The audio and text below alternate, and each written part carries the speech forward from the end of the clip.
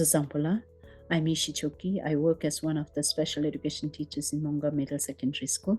I would like to thank Bhutan Foundation for giving me this opportunity to talk about what we do for our children in Mongar Middle Secondary School. I'm using Zoom here to record my presentation. If there are any technological glitches, please pardon me. I would like to take you through one of my special education classes to talk about building independence and learning in multi-ability classroom.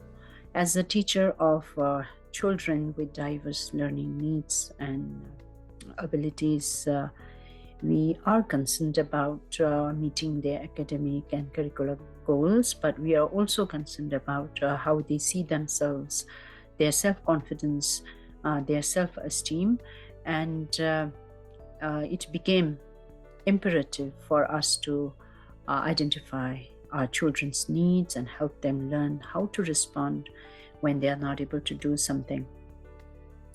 This is my class. They are in class 6. I have taught them since class PP. This guy here, where's my cursor? This guy here is very social. He has Down syndrome. And he has articulation and severe learning disability. The guy next to him here is the artist of the class. He is very good in drawing and making models out of waste materials. He also has learning disability, and he's on the spectrum. This guy here is also on the spectrum. He is the speaker of the class because he speaks fluent English, but he has learning disability. And the last guy is the oldest in the class. He has low vision and learning disability as well.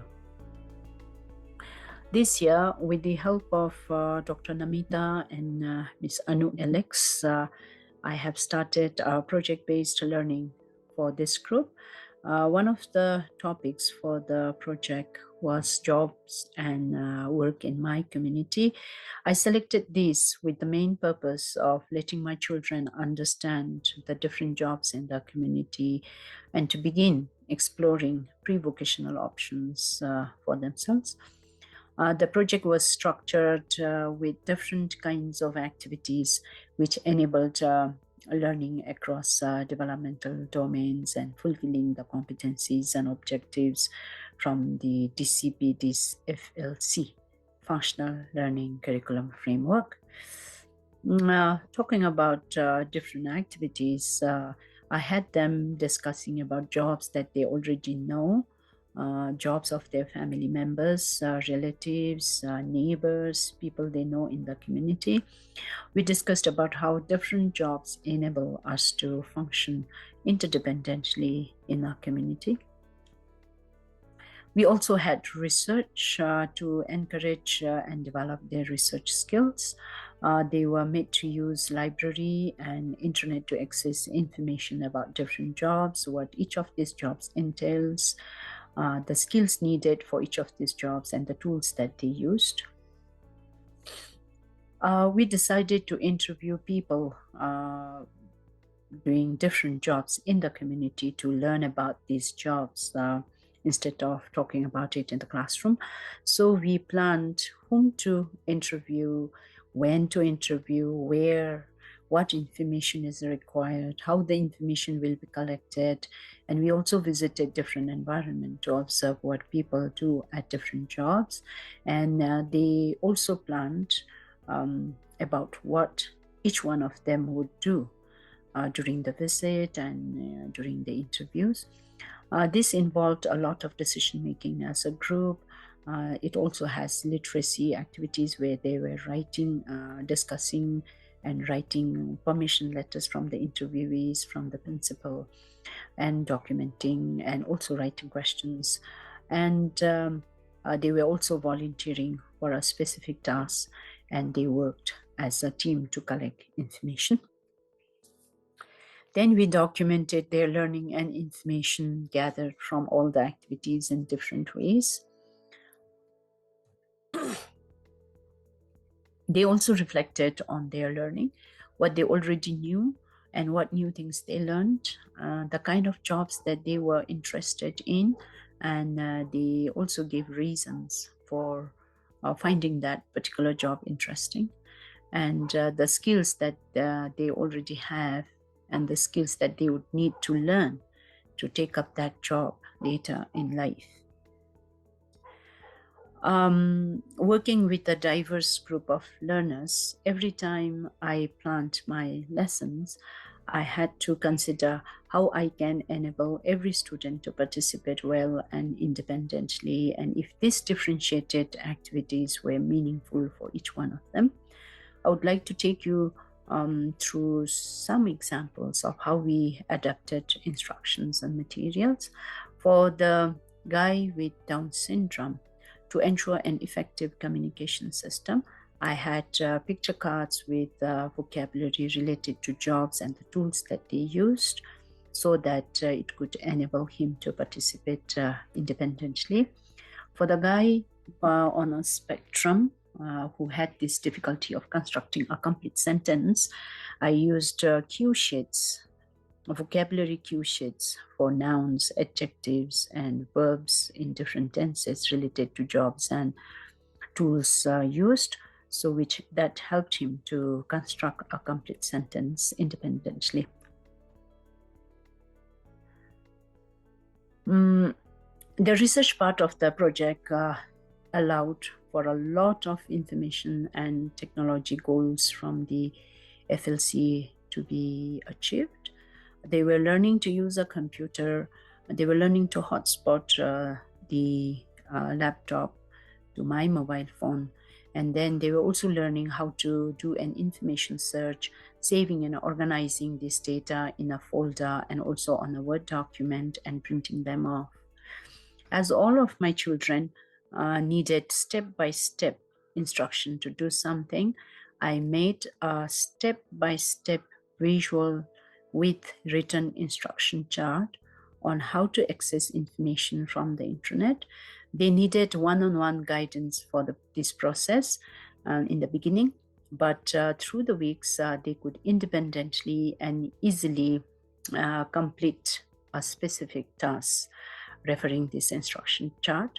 It was really nice to see them helping each other. When one of them was stuck on a step, on one of the steps, then the others would take this instruction chart and then help their peer, all the while saying out loud that instruction. So it was quite encouraging to see them doing things independently. Documentation of their learning after every activity was an important part of the project. It helped the students to look back and gather their learning, and for me, it served as a reflective assessment.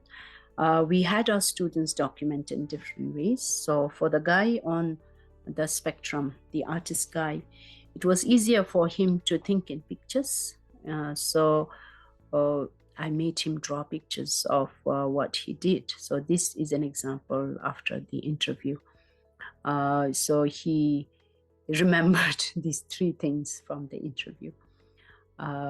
One of the interviewee was a shopkeeper, and he offered them something to eat. So he chose to pick up a Scoopy, and he enjoyed interviewing the chef. And two of the interviewees, a mason and an electrician, were Indian. So we had to translate our interview questions into Hindi. They knew bits and pieces of Hindi, my children. And there were also people around to help us, and they did speak in Hindi. They asked questions in Hindi, and they were really, really happy that they were able to talk with an adult Indian in Hindi and take in information. For the guy who is a fluent speaker, it was easier for him to write down. The only thing that he needed was the cue sheet. So he used that to document his learning. And for the guy with the Down syndrome, he speaks only in words and phrases. So when I asked him what he did, he gave me just one word. So he looked for that word on the cue sheet, and I asked him who did that, and he said I. So I got him to put an I before that. So this was meaningful for him because he was documenting what he did. And I also had templates to reinforce their learning. So they filled out this template from the information that they had collected to reinforce what they learned. As we enabled our children's participation and independence, we observed that they experienced the joy of discovering and learning new things, getting to use gadgets like a laptop, a tablet, calculators, and even my phone. Their pride about their achievement, being excited about planning their field trips and interviews, carrying them out, and taking responsibility and ownership. Mongar MSS has come a long way in providing our functional learning program. We had started in 2015 with a 40-minute class once a week as a pre-vocational club that focus entirely on teaching them a method or a specific task. We had hairdressing, cooking, tailoring, and audiovisual clubs. We used the basic equipments that were provided to us by UNICEF. We had no curriculum framework, but later, Madam Sonam Yangden from Bhutan Foundation gave us a copy of Total Life Curriculum, TLC. We did try to incorporate some of the goals from TLC, but we still didn't know how to make it more functional. So in 2019, with the support from Bhutan Foundation, we were fortunate to have Dr. Namita visit us, and she helped us understand how TLC can be used to provide an experiential learning, working towards a functionally wholesome development of our children. This experiential learning was made more practical in 2020 when Miss Anu Alex came to work with us for a year with the support of Bhutan Foundation and Perkins International. Despite the many lockdowns during the pandemic that year, she helped us plan a functional program using the TLC goals with the mainstream curriculum. And through 2021 and 2022, Dr. Namita and Anu Alex have been guiding us through monthly online meetings to align our project-based learning with the competencies and objectives from the ministry's functional learning curriculum. It took us a while, but now we have come to understand how to use activities grounded in practical life, community, and interest of the children. We find it is a powerful way to promote a structured learning across all domains. We see that we have to create and facilitate students' experiences that would carve the path towards a positive future after school, where they live, learn, work, and play as independently as possible. For children with disability, acquiring these skills need thoughtful facilitation and planning. And the total life approach allows us to ensure these goals are learned. For example, we see here, these are some of the pictures from different classes through the years. This girl here is advertising her the food that her class has cooked. She's going around in the school and advocating.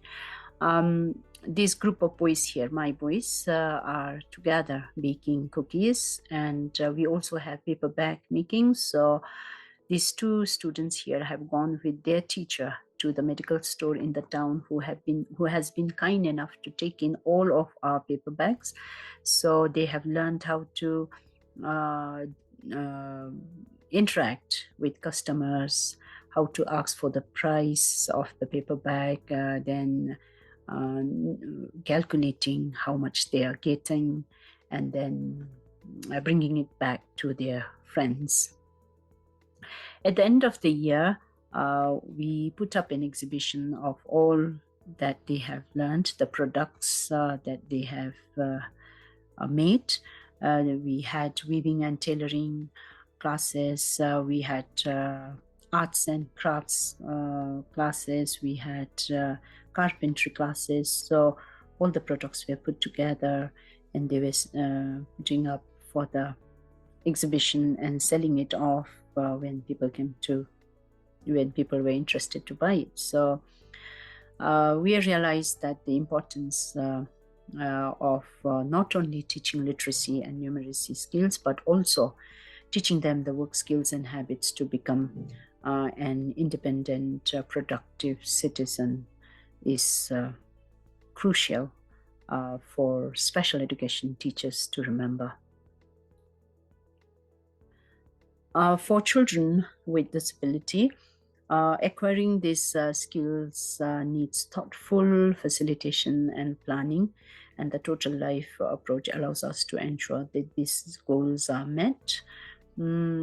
For instance, work skills like being punctual to work or being on task for a given period of time, working together in a group, problem solving, and recognizing their need for help and asking and knowing whom to ask for it, and also travel and mobility is quite important for them, knowing safe ways to travel, learning the routes in the locality that they live in, and following safety rules, and self-awareness and advocacy, being able to make a choice, convey their opinion, and then advocate their interest, and communication skills such as being polite, using courtesy words, communicating as per the situation and needs.